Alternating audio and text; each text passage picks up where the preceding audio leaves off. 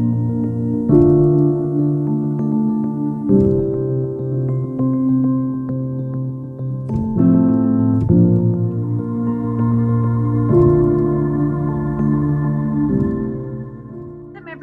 the African Section 99s. We'll be interviewing Ebony Wataku, First Officer for Jambojet. Welcome, Ebony, to the interview. Thank you, Ivana. How's it going? All good with all the COVID and stuff, but we're getting there. Yeah. And so, Ebony, tell us how things have been with you and basically your story, how you got into aviation, how you became a pilot. I know that they call you the warrior or the warrior pilot because your dad was in the military and was a military pilot, and he kind of encouraged you to start your career in aviation, correct? Yeah. Well, it's all kind of... Well, when I was always younger, I guess we always go to the airport whenever my dad was traveling. So he was always flying, going to the military bases, going to Wilton Airport. So when he basically started his career, it was a toss-up. So the way Kenya was structured at the time, the very certain careers you could go into in the military turned out to be one of the most, I guess, prominent ones for him at the time. And when he got into the military, it was a direct shot into the Air Force. So that's kind of how the whole thing started for all of us, because just watching him do that. Plus, I think I've always had a thing for the uniform. I love structure. Yeah. Watching him do that on a daily basis and the kind of commitment and effort that comes into putting the kind of love and joy that comes from your work, it's actually pretty incredible. So for me, it didn't really click automatically. It was just always fun. It was like, oh, dad's a pilot. Yay. We'll go watch him do this. We'll go for an air show here and there. But then once I joined uni, something felt like it was missing. And he was like, why don't you try this? Wow. So it was, so it became like, okay, fine. I'll go into flying, but it was, you have to do both things at the same time, because in as much as a career is very prominent, is very otherworldly, things do happen. You could get hurt. Exactly. Like the current situation we're in right now. So the one thing my parents really wanted me to have was security.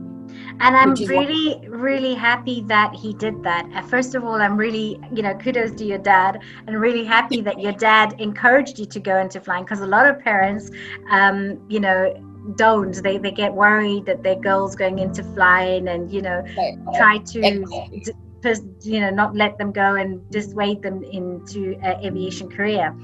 But he's absolutely right.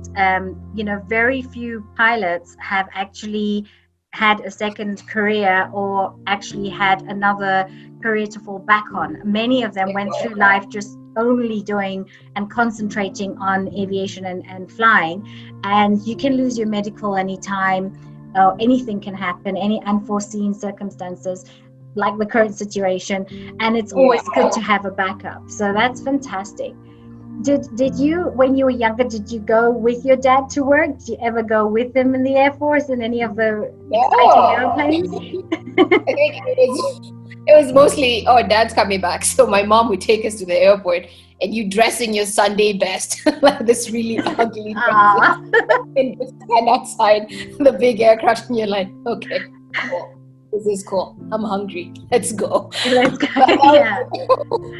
was mostly it. And I mean, you'd think, because there's two of us now. I have a younger brother, so you'd think if anyone was going to go into that route, especially the way it is traditionally, you probably think it would have been my brother following into my dad's footsteps. But for me, in as much as it didn't click automatically, I'm so happy I didn't choose anything else, because I don't think I'd be happy sitting behind a desk. Yes, once you start doing flying, it's very difficult to sort of be behind a desk and doing desk work. But even if I'm not doing anything now, it's like, no, thank you, I'm good. Yes, and having said that, though, there are still some pilots out there who are good at doing paperwork and very good at the desk job. So I won't take it from them, but I'm not good at that. You think about it, and I'm like, oh gosh, am I really gonna go sit behind a desk? Because you really have to give credit to our DFOs and our chief pilots, and you think about how much effort on top of everything else that they're doing, and really being involved in the flying aspect of their career. They're still there making sure all the paperwork's being done, everything's being done with the Civil Aviation Authority, and making sure everything's running on the up and up. And you're like, that's a lot of work. It is. Yeah. Absolutely. It's actually, it's quite admirable. And when you do it well, it's really something you can actually look back on and you're like, I had a really good career. Yes. So did you actually start your flying in Kenya at a flying school in Kenya, or did you go overseas? Where did you start your flying career? So I studied at Wilson Airport in Nairobi. Okay. So since my parents insisted that I had to do both courses at the same time, it was the best way to do it. So a friend of my dad has a flying school at Wilson Airport. So they're all ex-Air Force. So what my dad was like, it's going to be very streamlined, very military operation, not joking around. There's somebody really following you step by step, making sure that I get the same training that he got, because they were all in the Air Force together. So that's where I trained, and still going to uni at the same time. It was absolutely ridiculous, because if I was in class during the day, I was flying in the evening. If I'm flying during the day, I'm in class in the evening. That's very hectic. Very, very hectic. Especially if you were very young when you started out. It would be I think I was 19 when I started. So it would be really hectic for you, yes. But you did it. You did it. There you are, just books. I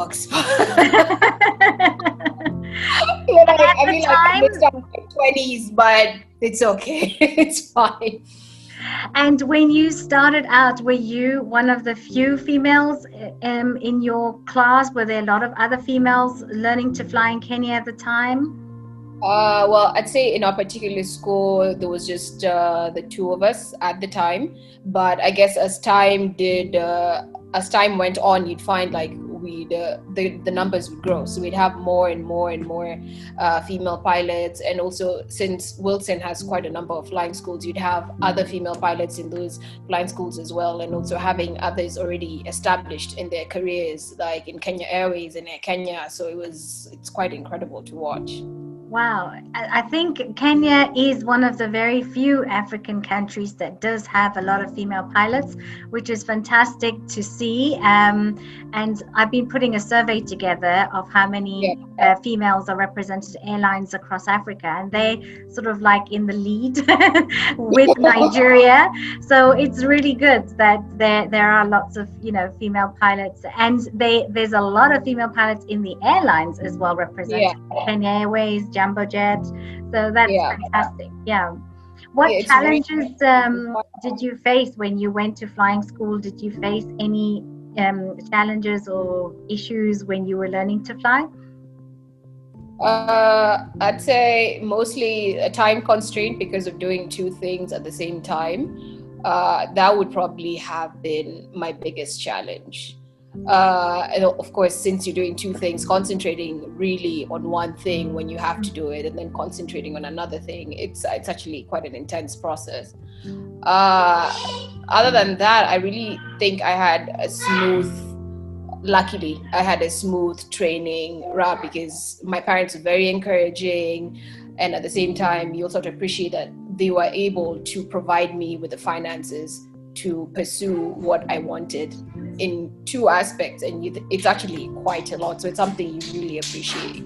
Exactly, and it's very rare because like you say, the finances side it's extremely difficult in Africa for some girls to get into flying, and there's not many opportunities that they have in the West, like sponsorships or cadetships, so it is tough. It's very tough, but yes, you're blessed with your parents and with your dad. Truly blessed. And we appreciate that. Yes, absolutely. And what aspects have you enjoyed so far in your flying career? Did you go straight from flying school into the airline, or did you do a bit of bush flying? I did a little bit of bush flying. I flew in Juba for about a month before I got my first official job, which was Air Kenya. And well, the Air Kenya one has kind of transferred directly to Uganda, so which is also kind of like bush flying. So I flew in Uganda for a year, then came back to Kenya flew for Air Kenya for another year and a half before I finally settled in at Jambojet. So it's been an up and up process, flying from one small aircraft to a bigger aircraft. It's been a lot of fun. And what are you flying on now at the moment? No, I'm flying the Q400. That's the Dash 8 Delta. Yes. Yeah. And you've been with Jambojet quite a few years now, right? Yeah, it's been almost 3 years now. That's great. That's fantastic. That's the longest time I've spent anywhere. So you're part and parcel of the furniture and everything. We've come such a long ways. It's like, when you think about it, it's like we were just hired the other day. We're just learning to fly this aircraft the other day, and now here we are 3 years later, and you've settled in and you're still learning, because it's incredible what you can learn every time you pick up a book. It's true. And you always think that, no, why am I reading this? But actually, like you say, there's always something that you've missed, or you're picking up again, or you're jogging your memory. So of course, it's brilliant. And what inspiring message can you give to the youth who are in similar situations to us, wanting to learn to fly, and with all the issues that we're facing today with COVID and all the problems we're having around the world? What inspiring message can you give to them? I'd say as pilots, we have challenges. There's no shortage of challenges, especially as a woman in this industry. There's always going to be somebody who's going to tell you, no, you can't do this and be a mother. You can't do this and have another job on the side. You can't fly, or you're too short, or you're too thick, or you're too this. There's always something somebody will always tell you, or a man is better for that particular job, that you have no business in that particular flight deck. And it can actually be quite discouraging. And I think the one thing I would say is you shouldn't give up, because I feel like I've always been, when I want something, I'm like a dog with a bone. I do not let it go. That's good. That's fantastic and great. I think it's a good thing and a bad thing, because my parents are like, we're not getting you this, and I'm like, I really want this, but like, so you really have to fight for what you want. People will always tell you no, but if you have that fighting spirit, if you really, really want and believe in what you want, I think at the end of the day, you will succeed, and you will always find a way.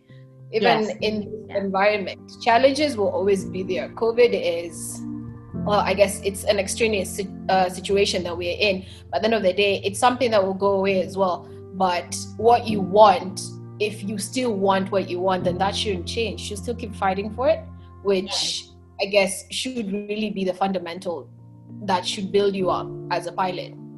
Absolutely, because we have seen the aviation industry go through its challenges and its changes. Like with 9/11, it's had its ups and downs, and then we came out of that. Then there was wars, and there's this situation with COVID. So there's always issues, and it's always sort of come back eventually. And like you say, I've always said to people, don't ever give up. Like, keep going, keep doing what you have to do. But one important thing is to always make sure you have a backup career. Like with you doing your degree and then also studying, because there are unforeseen circumstances that you will come across. So I totally agree that, it is important to have that backup career too. And as a 99s member, what do you think we can do to sort of make a difference in the aviation industry in Africa, in order for us to see, change, or more females in the industry? I think what we're doing in mentoring younger girls all over the continent is incredibly important, because I think the visual of just already seeing someone who looks like you already doing something that you could possibly do is so important. Because when you know, like, if somebody, a little girl in Malawi sees you and there you are, you're flying an aircraft, they're like, she can do that as well. Or a little girl in Kenya, it's like, she sees me flying, it's like, she can do that as well. Especially every time you carry passengers, and you'll have like in the past, you'll have passengers bring their kids to the cockpit, and they're so, like, just the joy and the amazement in the face, and it's like, wow, this is something that they could possibly do. So I would definitely encourage lots of mentoring of young girls, because our industry, in as much as we have loads of female pilots at the moment, there's always room for so much more. There's always room for so much improvement. Hell, who says we can't have an airline that's dedicated to females entirely? Well, this is it. We need to get one, right?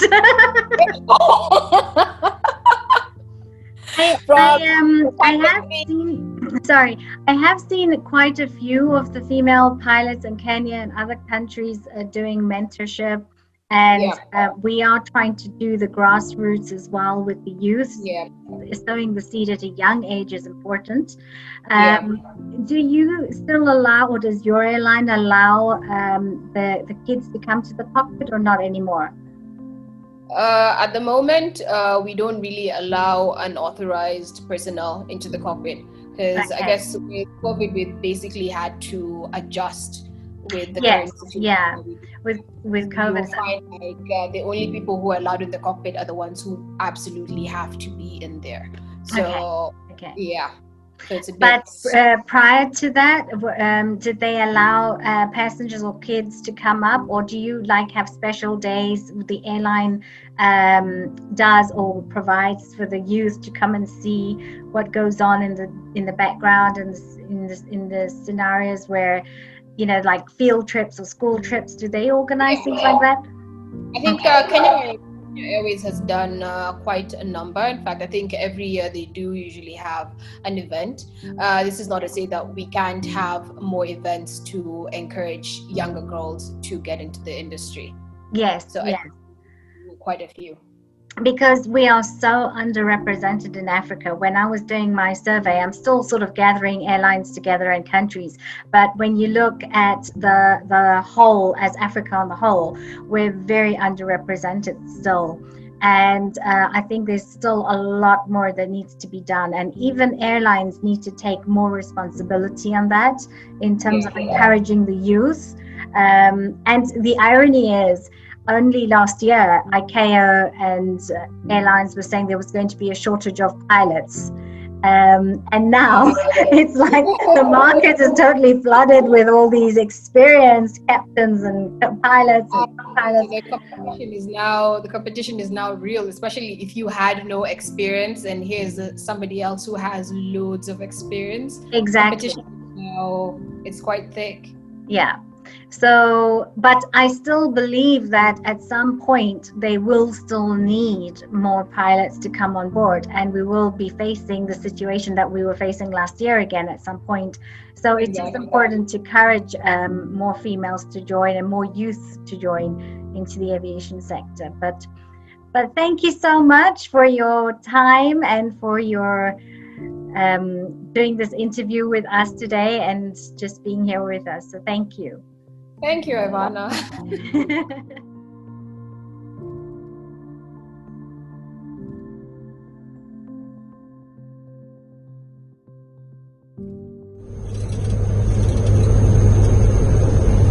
$50, $40, $30, $20.